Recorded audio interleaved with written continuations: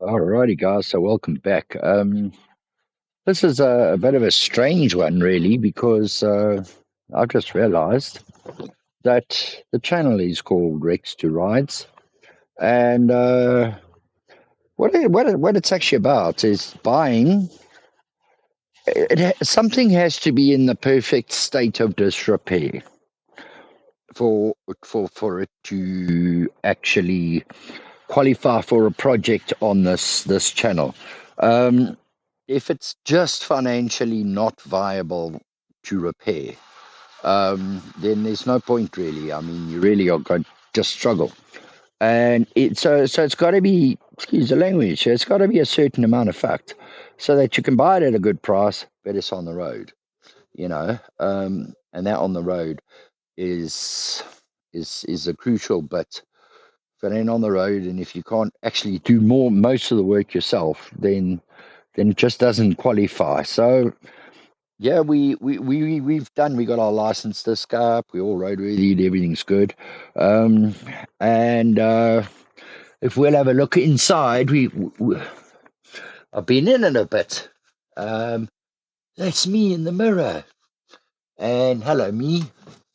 So that's the coffee cabinet, and we've been going over quite a bit of stuff. We got some stuff on the bed and that, and electrical. We've had a look over, and what I did was I ran the fridge, which is it's got a fridge gas, 12 volts, 240 volts, and I ran it overnight.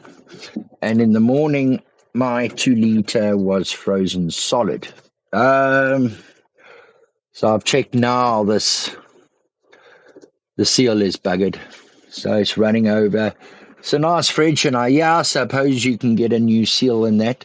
It was running zero point 0.7 amps, and that's something that we're going to get to. So it was 100 watts, and it's not very heavy on electrical. So I thought, okay, all right, that'll do. Can run on gas, not that I would, and 12 volts, not that I would.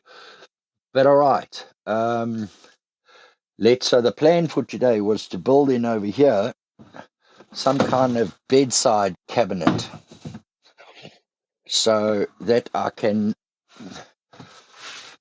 put a little screen there, computer underneath. I have many computers and stuff. I even thought maybe I can put the main computer here, but may change my mind on that. But that you could lie here and watch a bit of telly before you go to sleep.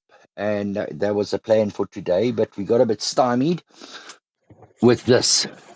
Um, Now I haven't wanted to rebuild this kitchenette. I wanted to repair it, and it's good. It's got good bones, but it's been a little bit it's wear and tear really. So what has happened now is that with the fridge not working, I'm going to take it out. I'm going to spend the money and get a good energy efficient fridge. So should I choose to put solars and a small inverter in, and let me move back, I can get I can run the fridge on it without too much power consumption. So I've not wanted to rebuild that, and kind of found myself in a situation where I've had to rebuild that. So if I have to rebuild that, I'm going to rebuild that how I want to rebuild that. So we're going to keep the microwave. We're going to get that fridge out, and then we have another issue with the basin might be leaking. We don't know. Just needs a clean. It was never used, hasn't been used. And there's a little bit of, that's loose there. So we're going to get ourselves a little aluminium plate. You see, this is you can't just buy a caravan and hit the road unless you're buying like a R500,000 caravan, because, you know, if you're planning a bit of long-term camping here, long-term meaning a couple of years, and you have the opportunity to get your van ship shape and comfortable for you, then this is when you need to actually stay in it a little bit and see what's working, what isn't working. We've tested the fridge, isn't working, so we're going to replace that. Inside here is a relatively large amount of storage. Now, it would make sense with the wheel being there to put 40 liters of drinking water here, but I don't think that's necessary. The shelf got a bit overloaded, and when I leant on it a little bit, it just went all the way.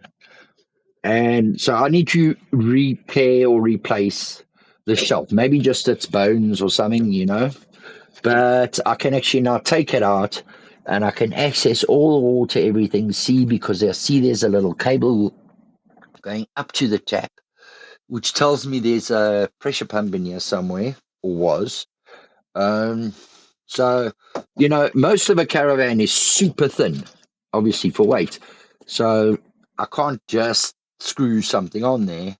I have to have a fridge out anyway to fix that. So if I'm going to take the fridge out, I'm going to redo that, get a fridge that fits, and make it all fit. And then I saw this morning, and I bought it. It's a 10 liter, which to carry 20 liters around is 20 25 liters is quite heavy for me. And so what I'm going to do is just build a wood frame here with a shelf, so the spare wheel can just stay there, and that's going to be on a little shelf over there, so I have my drinking water at a nice height, and redo that. I don't want to redesign. I just want to fit a fridge in here, microwave on top, keep the basin as is, make sure it's taken out and everything's working, and fix the shelves, and there's no leaks. That's what I want.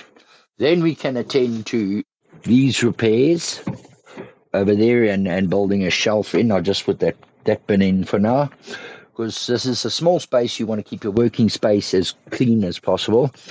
I bought a step. It's $200, bloody plastic step. Now, with a step, I thought, all right, I've got this. So this is a small sort of side piece of braai grid. And I thought that'll make a step. And I thought, well, do I want to, and it'll make a step and a bra. So do I want to make a step and a bra, or walk on my food, or I don't know what I want to do. Now you'll see this table. I've been deliberating over this little table.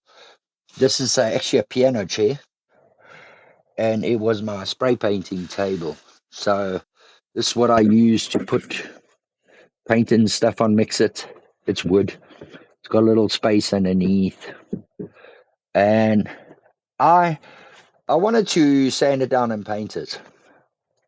But then I thought, no, you know what? This is me. This is me. This is my history. I know this red Honda paint was from a Honda CR 2000 Honda CR 200R or 250R. And there's some blue from when I was spraying a few tests, and yeah, it's just all this paint is jobs I've done. So I think that table is going to stay just as it is, right? Just as it is, because that table is me. And so here we have. So you're starting to get an idea here of what the channel was really, really set up for: wrecks to rides. Well, it ain't no so much of a wreck, and it ain't so much of a ride, but we're gonna lean it more towards a ride than it was a wreck. And everything I can do myself. There's plenty plug points and stuff. So, oh man, storage. Oh, geez, has this thing got storage? Just look at all the cabinets. Look at all those cabinets. Underneath the bed, around here, inside the closet. Everything is good. There's everything is pretty staunch here. I don't have to be doing. There's a lot of shelves. I don't even know what this is. I think underneath there, and so I don't need to, and I don't want to do anything here. Oh, there's some warning signs there. I didn't see that. All right, should have looked for that. So we've been faced with another problem in that we parked right next to a sprinkler. And the caravan has a hole in here, which is and needs a bit of fixing. So I'm going to be fiberglassing everything up. As you can see, I put masking as a backing tape so it doesn't just drop in, get some corners going and stuff. With fiberglassing, very important, cut your pieces out before you start. The last thing you want to do, your catalyst can set very quickly.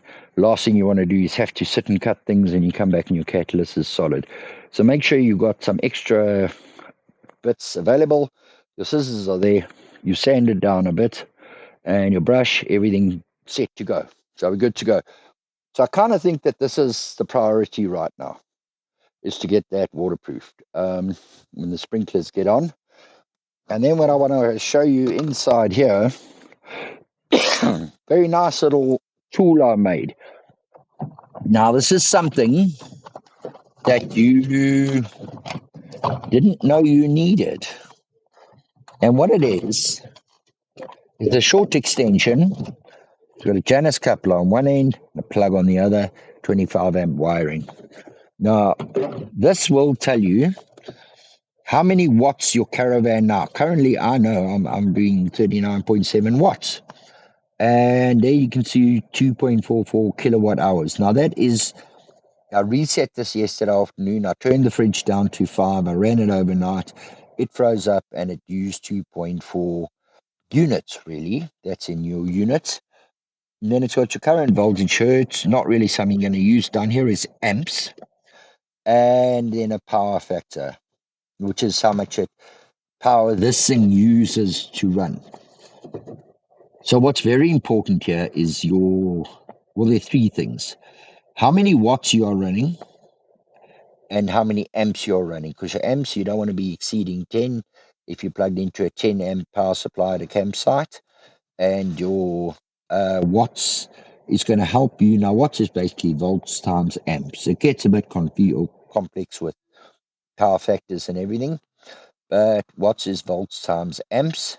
And so to work out how big an inverter, because inverters are in watts, so a 4,000 watt inverter, maybe I just need a 3,500, but bigger battery, so that's kilowatt hours.